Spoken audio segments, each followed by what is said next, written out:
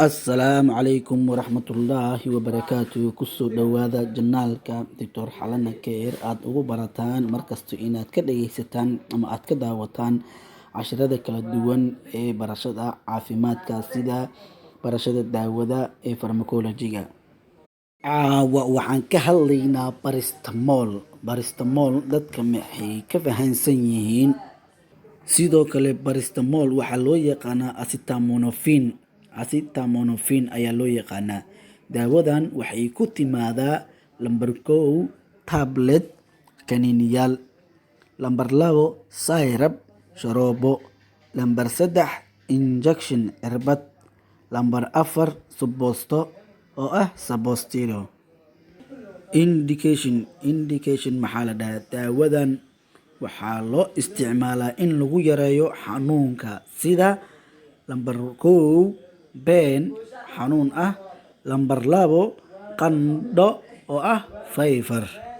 Sidoo kale baristamool waxaa lagu daaweyn karaa xanuuno kala duwan sida lambar 1 cancer pain xanuunka kansarka, lambar 2 pain after surgery oo ah xanuunka qaliinka kadib. Dosage of baristamool qiyaasta laga qaato baristamool. Qiyaasta daawadan laga qaadan karo waa 2 nuuc ayaa u kala qaadaynaa.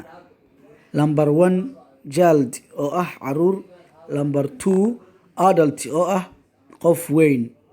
Lambarka koowaad haddaan soo qaadano child oo ah caruur, canug 11 bilood jiro sharoobo ayaa la sii karaa 25 miligram 1 × 2 oo ah subax iyo habeen. Lambar 2 canug jiro 1 sano ilaa 6 sano oo sharoobo ah wuxuu qaadan karaa 100 miligram 1 × 2. Lambar 3 canug jiro 1 sano ilaa iyo 9 sano sharoobo ayuu qaadan karaa 125 miligram 1 × 2 oo ah subax iyo habeen. Qodobkii labaad ee adult qofka weyn ee kaniiniga baristamoolka qaadan karo wuxuu qaadan karaa 10 xabo 1 × 2 oo ah subax iyo habeen. Qofka weyn ayaa qaadan karo sidaas.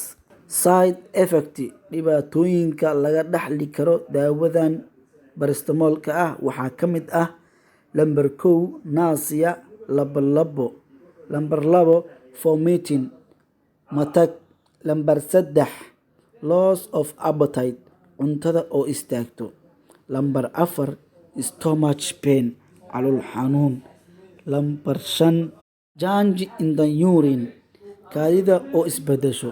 Ugu dambeyn waa in la qaataa talada iyo waanada dhakhtarka uu soo jeediyey sababtoo ah baristamool waa dhib badan yahay halistiisa ayuuna wataa. maasha Allah waana ku mahadsantihiin cashirka sidaa u dhageysateen.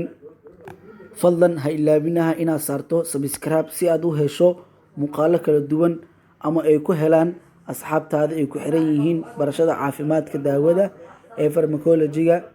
Assalaamu calaykum waraxmatullaahi wabarakaatuh.